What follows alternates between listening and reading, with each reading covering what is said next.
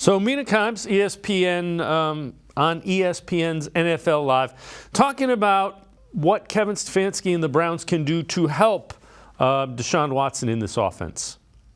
It's hard to find like a split in which Deshaun Watson was better last year. I suspect you were looking through them. You have to go back a few years. And I think that's ultimately what the Browns and Kevin Stefanski have to do as well. They have to move this offense away from the signature under center, wide zone, then boot system to replicate something closer to what Bill O'Brien did with Deshaun Watson in Houston. Put him in the gun, spread things out.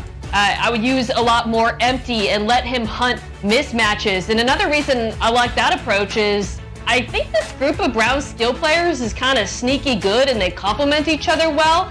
You've got one of the better route runners in the NFL in Amari Cooper. You have speed now and Elijah Moore, who they traded for. Size with Cedric Tillman, their draft pick, and David Njoku. So I think if you trust Watson and those playmakers to win their one-on-ones, I think you can get more explosives than you would from that traditional let's do the Shanahan scheme and just make everything simple for the quarterback offense. Right.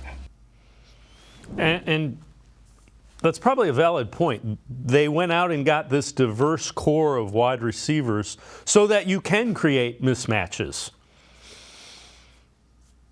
Well, and we talked about this. There's the ability to go straight speed if you wanted to.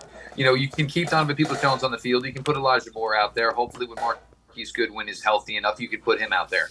If you want to go big, David Njoku doesn't necessarily have to line up in line. We've seen him line up wide. We've seen him line up in the slot. You can put Cedric Tillman out there. You could go with Donovan Peoples-Jones. There's certainly ways to rotate this. And if you want to go quick, you can go quick. You want to go big, you can go big. And, you know, you're just trying to find as many avenues as you can. And, again, it's always about protecting that $230 million investment.